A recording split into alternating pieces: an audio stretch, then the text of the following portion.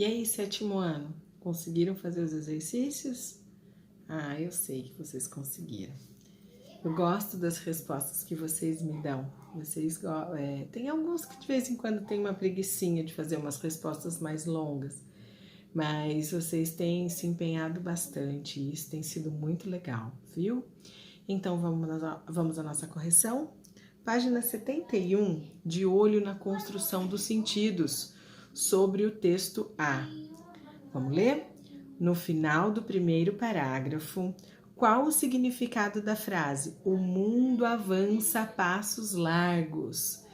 Então, isso significa que o mundo avança rapidamente. Muito bem.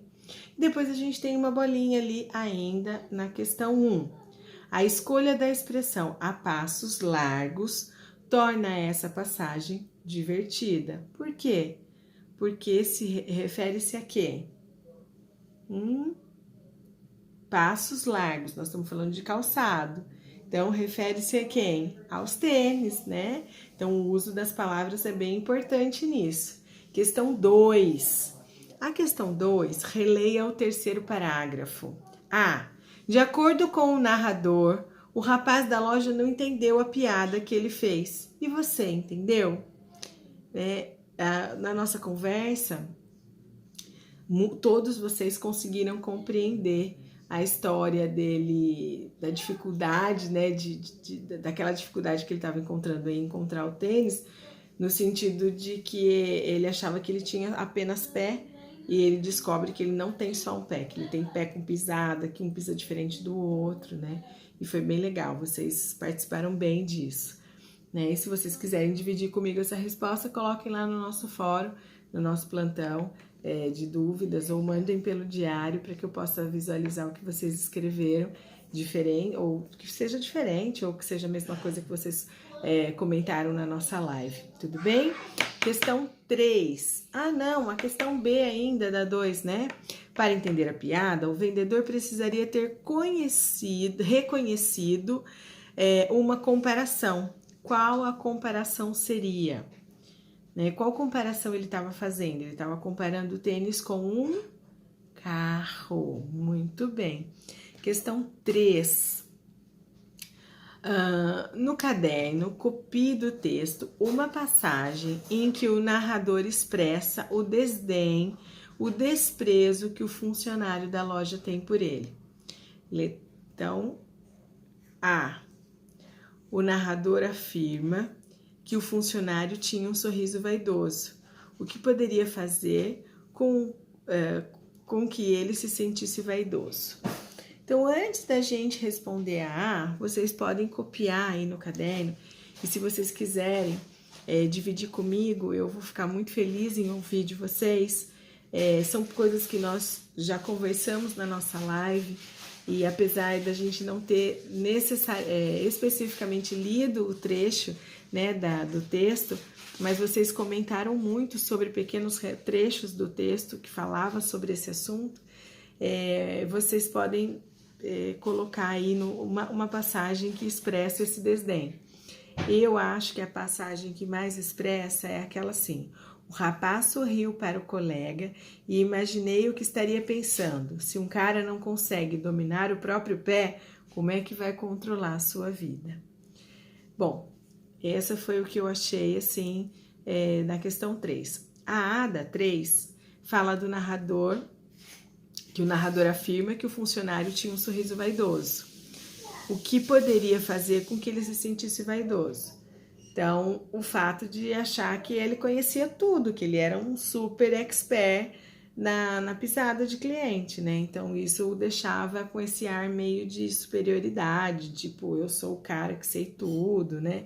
Então, o fato de achar que ele tinha conhecimento técnico para realizar essa identificação do tipo da pisada do cliente, isso fazia com que ele tivesse esse sorriso vaidoso, assim, eu sei, né? A questão B, em seguida, o narrador afirma que os funcionários ficaram constrangidos.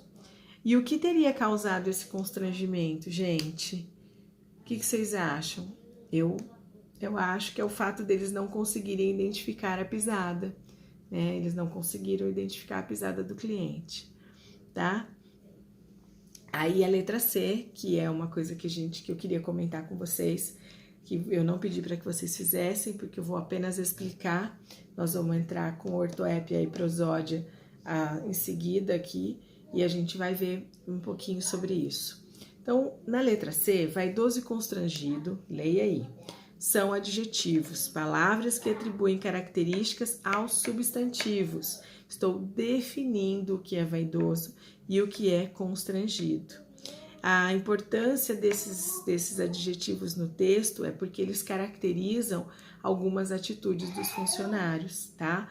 Alguns funcionários ficaram constrangidos e outros estavam... o outro estava se achando muito vaidoso, tudo bem? Bom, questão 4. Não se preocupem com o nome ortoépia e prosódia. A gente vai ver tudo com muita calma, tudo bem? Só estou explicando porque é que eu não pedi para que vocês fizessem a C e eu estou explicando ela aqui nesse momento, tudo bem? A questão 4. Olha só. A palavra especialistas é empregada entre aspas no penúltimo parágrafo. O que essas aspas indicam nesse caso? Então, na verdade, o que ele indica? Que ele não era especializado, né? Eles tinham conhecimentos superficiais, apenas isso. Tudo bem? É isso que está falando da questão 4, tá? A 5, que não era para vocês fazerem, são termos a quem se refere. A gente vai voltar nesse exercício, né? Mas, assim, o que tá falando a questão 5? Leia novamente a frase a seguir. Esses caras inventam qualquer coisa para tirar dinheiro da gente. Quem são esses caras? São os fabricantes de tênis, né? Ali em geral. E o que essa frase sugere a respeito da opinião do narrador, que eu já falei para vocês. Ele faz uma crônica sobre o consumismo, certo? E aí, sobre o texto B, eu tenho lá, questão 1, ainda na página 71. Releia a frase a seguir. Partiu da vida para entrar na história e não deixou, vejam só, sequer uma carta de despedida. Quem disse isso? Getúlio Vargas, durante o seu pronunciamento nacional em 1940 a 1945. Então, o que a gente tem aqui? Uma frase dita por alguém e reescrita no nosso texto. Vamos ver o que pede a questão A? A frase em destaque é uma variação da frase saio da vida para entrar para a história. E ele foi um presidente que fez história no Brasil, que pertence à versão oficial da Carta Testamento deixada pelo ex-presidente Getúlio Vargas, que nasceu em 1882 e faleceu em 1954. Essa carta foi escrita, deixada, né? Essa carta testamento foi encontrada em 1954 por ocasião da sua morte. Ela dá ao desaparecimento das cartas um tom solene. Então, a frase partiu da vida para entrar na história dá ao desaparecimento das correspondências um tom muito solene, muito importante, né? Que efeito obtido, qual o efeito obtido por essa frase, gente? Dá humor, né? Porque imagina, você vai comparar uma carta com o presidente. Né? Então, aí é que a crônica trabalha a questão do humor, um pouco o exagero da informação, né? E a letra B, se o leitor do texto não souber que essa frase remete também a outro contexto, o efeito seria o mesmo? Não, porque se você não sabe de quem se trata, tanto faz de quem é. Por isso que o livro traz aqui para vocês quem é o Getúlio Vargas e a importância dele de estar aqui na questão A, né? No ex-presidente, ocasião da morte, então é alguém de muita importância.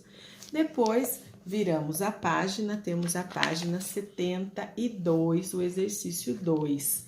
Explique a comparação. Explique a comparação que está sendo feita no trecho a seguir. É só a letra B, certo? Então, vamos lá? Contas, propagandas, cardápio de restaurante chinês. tristes arremedos das gloriosas folhas de papel que outrora relataram o descobrimento de continentes, alimentaram amores impossíveis, aproximaram amigos distantes, ringues nos quais travaram-se as mais apaixonadas pelejas intelectuais. Então, na letra B, segundo o narrador, o carteiro teria deixado de ser um serafim de baixo escalão para tornar-se traficante, cobrador, garoto propaganda. O emprego do verbo profanar, nesse caso, expressa adequadamente a mudança descrita no texto. Então, primeiro a gente precisa procurar o que é profanar, né? E aí a gente tem que entender o que é que ele está dizendo aqui. Primeiro, nós estamos comparando aqui, o texto está comparando os conteúdos das frases, das cartas no presente, né, que são, hoje em dia, o que a gente recebe pelo correio? Propaganda, cardápio, né, umas coisas assim, sem importâncias, como mais antigamente, o que se recebiam? Recebiam notícias dos amigos, informações, algo que pudesse acalentar o coração de alguém. Eram coisas importantes que recebíamos. Hoje, o que a gente recebe? Cobrança, conta, né, que nunca para de chegar. Então, a questão B é uma reflexão sobre essa... deixou de ser as cartas deixaram de ter essa importância e passaram a ser uma coisa assim, sabe? Entrega propaganda, entrega material que não tem um teor tão forte. Então, o que eu espero que vocês possam refletir e responder a referência disso. Que o verbo, segundo o narrador, o carteiro teria deixado de ser um serafim de baixo escalão para tornar-se traficante, cobrador, garoto propaganda, né? Então, sim, o emprego do verbo profanar nesse caso tem sim uma justificativa adequada. Por quê? Porque a mudança de serafim, que é uma figura angelical, né, para traficante, garoto propaganda, o verbo profanar está acentuando o quê? A perda do caráter sagrado do carteiro, né? Porque a gente ficava no portão esperando o carteiro chegar com a carta que nós estávamos esperando de alguém. Então ele deixou de ser alguém que a gente esperava para ser recebido e passou a ser alguém que a gente fala, meu Deus, o carteiro chegou, lá vem minha conta. E antes não, a gente ficava ansioso pela espera do carteiro. Então, existe sim uma relação que faz jus a esse verbo estar dessa forma, tudo bem? Bom, então era isso. Sobre o texto A e B, considere o que foi discutido aí, né, a respeito dos textos A e B e responda. O conhecimento de mundo do leitor é importante para ele consiga compreender os sentidos propostos em um texto. E aí, gente, o que vocês acham?